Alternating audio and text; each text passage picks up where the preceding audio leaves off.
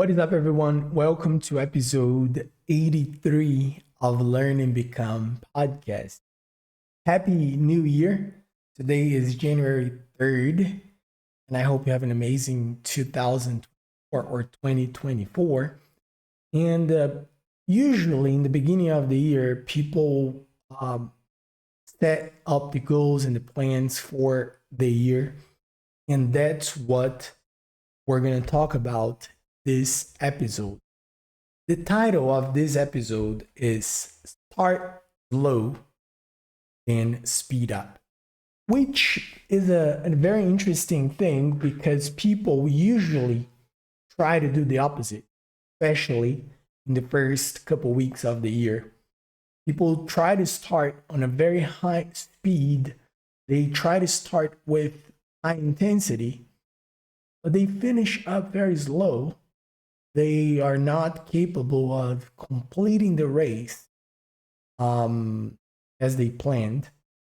And I'm saying they, but I could easily say we, because I definitely do that myself too with many things.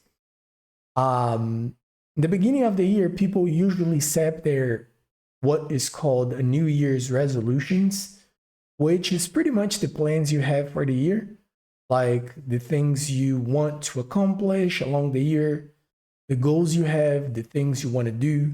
For example, I want to read more, I want to be healthier, I want to exercise more, I want to learn a new language, I want to get my driver's license, I want to get into college, I want to finish my studies, I want to finish high school. I mean, we have many plans once the year kicks off. And it's normal. That's what we do. All of us have plans, and we all try to establish the highest plans we can for the year. And I think we should do that. I think it's a good idea to set up good plans and have high standards for the year. It's much better than having lower standards. Because if you have high standards and you're not capable of meeting them, you'll probably at least get something done. But if you have lower standards, you probably get horrible results as a result of your expectation, probably. So that's not even the point of this episode. But I want to talk about what we usually do in the first couple weeks of the year. And I want to help you to think about it a little bit differently and to reshape the way you organize your plans and your New Year's resolutions so that you might find a way to not only start, but to finish. Because we all start things, but only a few of us finish stuff. For example, I'm sure that in the beginning of the year, the number of people that get a new gym subscription, or that start a new diet, or that start a new book, or that have like great plans for things they want to do, start a new course, start learning a new language, and so on, is much higher than it is the entire rest of the year. And it's interesting because we're not talking about a month, 2 month, 3 months progress. People usually drop off their goals in the first couple weeks of the year, which is crazy, right? Think about it. In a year, we have about like 51 or 52 weeks. And sometimes people fall short on their goals in the first couple weeks. They never return. It's almost like, oh, I've already missed like 4 weeks, a month. I'll get back to it next year. What? I mean, you've lost like 4 weeks out of 52. Still have 48 to get it done. But I don't know if it is a psychological thing. It is something we do unintentionally. We just go on with the with the rhythm and we just do things out of habit. I don't know. Um, Actually, I do know what happens in this case. I don't know technically speaking, like psychologically speaking, but I know practically speaking what happens. What happens is we set up high plans. We have our standards very, very high. I wanna read 30 books this year. I wanna lose, I don't know, like 50 pounds. I wanna learn 3 languages. I wanna go to the gym every day for 2 hours. I wanna run 20 kilometers, and you run zero right now. And what happens is we start off very well, but we get frustrated because we're not capable of keeping up with our plans. And that's obvious that we won't be able to keep up with the plans we set because they're too high, they're too impossible to achieve. And I've just said a couple minutes ago that it is good to have high standards. And I do think it is true, but you should have them as a target, like a long-term kind of thing, not as an immediate result. You can't. James Clear says something very interesting about goals and systems. Goals are not what define results, and the goal and result could be pretty much the same. For example, if you have the goal of reading 30 books a year, your result will be to read 30 books a year. Your goal, that's the result you want to achieve. But what determines if you're going to get to the result is not the goal you have. What determines if you will get to your result, to your desired result, or as James Clear puts it, your desired outcome, is the system you have on the way. So let's think about it in terms of, let's talk about weight, because it's an easy thing to do, right? Let's say a person says, I'm very fat, I'm obese, and I need to lose 30 kilograms this year. 30 kilograms, we're talking about more than 2 kilograms a month, which would be more than 500 grams a week, which is a lot. And in the first week of the month of the year, the person loses zero weight, especially because it's the time of the year where we probably eat the most. So instead of losing weight, they'll gain weight. And then first week of January, very frustrated. I should have lost 500 grams. I got an extra 500 grams. Now instead of fighting to lose 30 kilograms, I need to lose 30 kilograms and 500, which is a lot. And then second week of the year, you're already frustrated, you're not determined, you're not motivated, not inspired, not nothing. And then the chances are you're not going to lose the 500 grams again. And then that just turns into a cycle. And instead of losing weight, you'll probably get more weight because you're frustrated and you're not motivated to keep going on your plan. So we have a goal, and then we're not able to achieve the goal if our focus is the goal. For example, another great example, if you think, I want to be rich, and all you think about is, I want to be rich, I want to be rich, I want to be rich, I want to be rich. That's your goal. But you not achieve your goal of being rich by simply thinking or by simply desiring, I want to be rich. You have to do something that will create resources that will enable you to have the money and eventually be rich. I'm not rich myself. Don't ask me how to be rich. I don't have the answer for this question, but I think it is a thing that we can oftentimes get types because, guys, we just plugging battery is very low.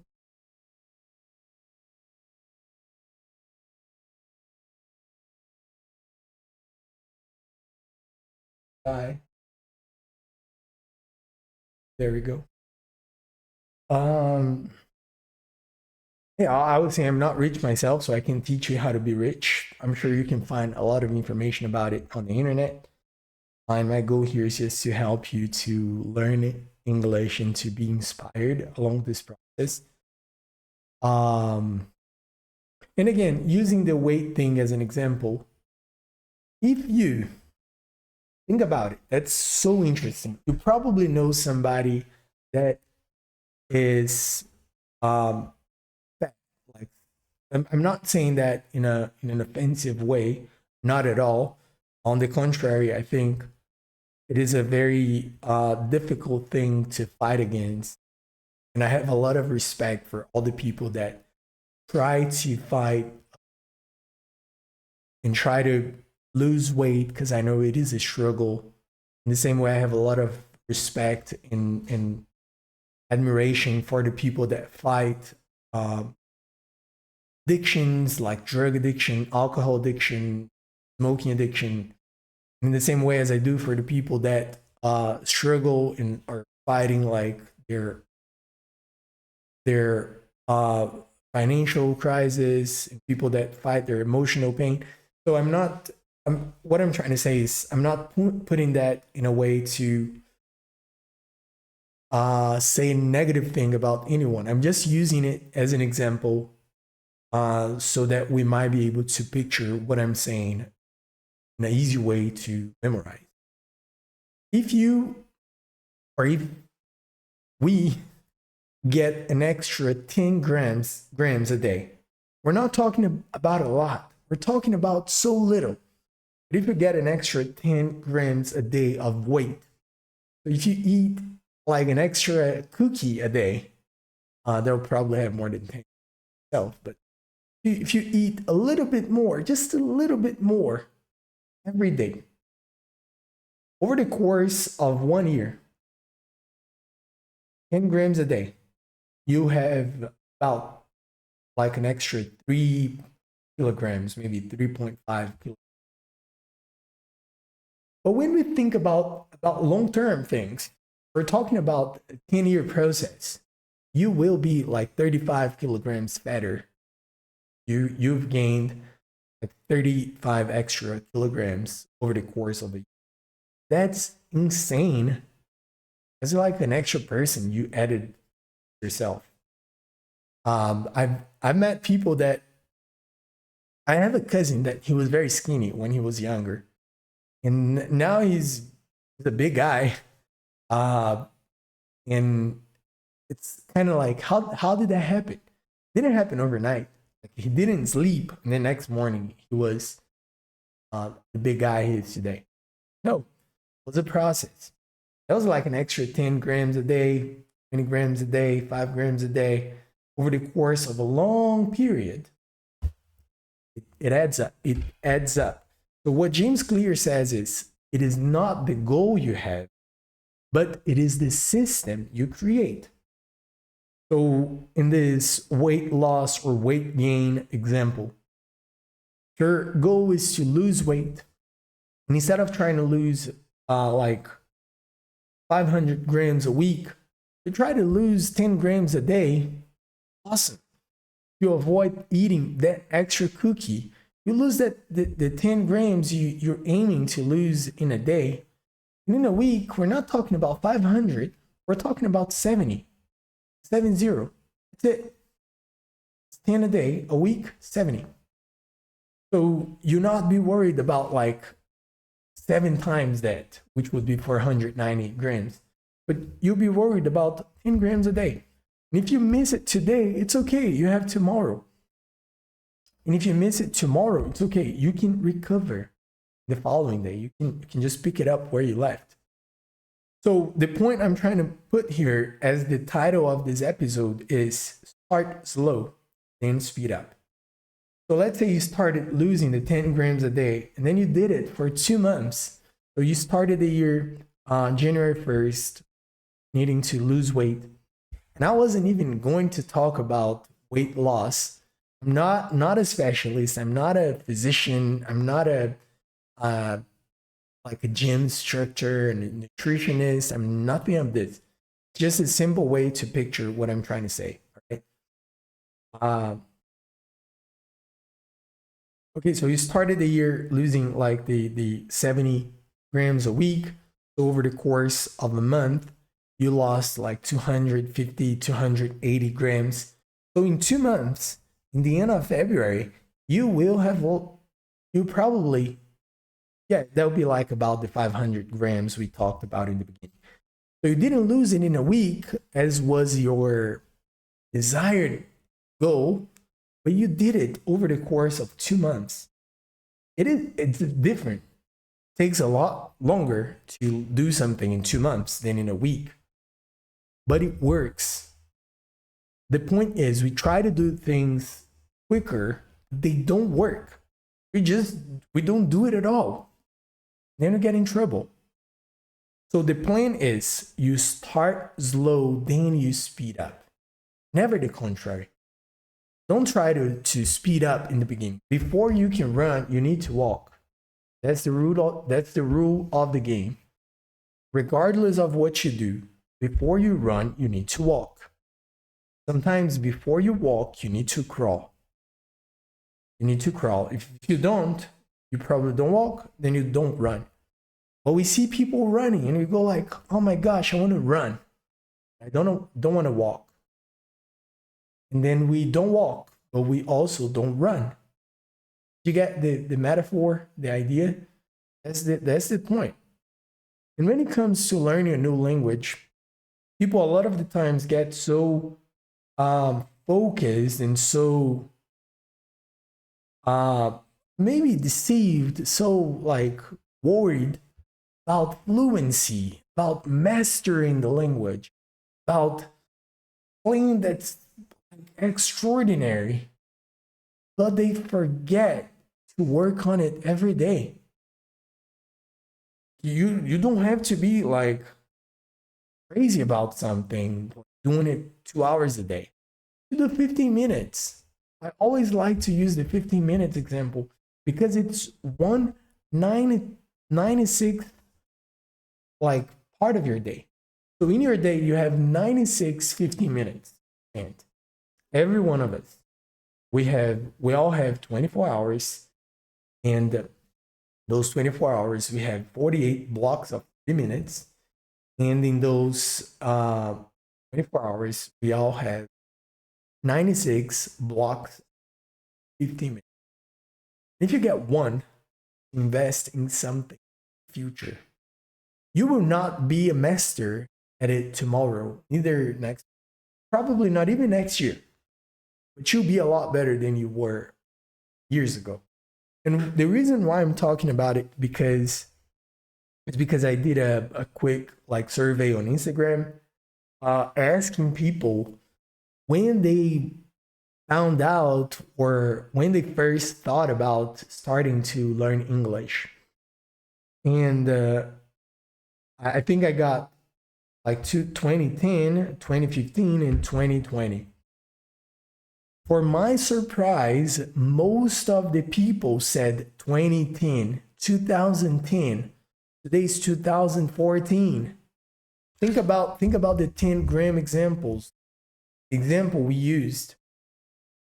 If we're talking about weight loss, if they were losing 10 grams a day, they would be fit right now. Maybe even too skinny, they would have to gain up some extra weight. They wouldn't have to start eating the extra. But about English, that person in 2010, started to learn English a little bit every day. And when I say a little bit, I'm talking about 15 minutes. Like watching something 15 minutes a day with like consistency, with dedication. But at a low speed, low but constant, they would be fluent English speakers. And I'm not even kidding about it. Like, I have no doubt they would. Because English is not, like, it's no mystery. It's just a lot of sounds that when we speak, a message goes across. And for the people that understands it, that all of those sounds combined, they make sense. And then you're capable of answering, expressing an idea. Language is so cool, right? Because it's very simple yet very complex, which is kind of like a contradictory thing to say that it's simple and complex at the same time. But what I'm trying to say, it is simple to understand. It's just sounds that can be conveyed in a written format. Those sounds mean an idea, and the idea that you want to express is the message which has an intention in it. It's just a set of rules and of sounds and of details that will convey a message. So you don't have to be a master at anything to learn English, because it's just a way for you to communicate. And if you speak a language, if you speak Portuguese, you can surely speak English, because theoretically speaking, English is much simpler than Portuguese. Grammatically speaking, and in some other ways, it's simpler than Portuguese. So if your goal for 2024 is to read more, don't try to read 30 books. Try to read a page a day. Your goal this year is to lose weight. Don't try to lose 30 kilograms. Try to lose 10 grams a day. Your goal this year is to learn English. Don't try to be fluent. Try to practice English 15 minutes a day. Watch a movie. Learn 5 new words. Repeat the people you like. Watch a video and then repeat the people speaking. If you do that, I can guarantee you will learn English. Maybe not next week, not next month, not next year. But if you do that consistently for about 2 years, I can almost guarantee, not 2, maybe 3 years, you'll be really good. Like, I mean, really good at speaking. And I could reduce that to a 1-year period if we apply what I'm talking about. Start slow. Because if you start something slowly, what will happen is you will start to create some sort of traction. And because you develop the ability, you like to do it more. Because you like doing it more, or because it becomes easier for you to do it, you will add up more time. And when you add up more time, you will reduce the time you need to be good at that one. Because all of the abilities, they only require practice. And if you practice, eventually you become good at whatever you do. So if you're able to do something 15 minutes a day, and then because you're doing it 15 minutes a day, after 6 months, you start to do it 20 or 30 minutes a day. Not because somebody's telling you to do it, but just because you want to do it, because you like doing it. So you will speed up, like, the process. What you would have done in 1 year, you're probably doing 6. But if you try to do it in the first 6 months, you do nothing. So start slow and then speed up. Never the contrary. Never the opposite. Start slow. Don't try to start like fast and then continue fast, because you burn out and then you do nothing. You get 0 results. So sometimes we just try to get the results without the process, which doesn't happen, which is what we're talking about. And that causes frustration that will set you even further apart. So I just want to encourage you to start slow and speed up the year of 2024. You have an amazing year. I'll see you in the next episode. You have a good one.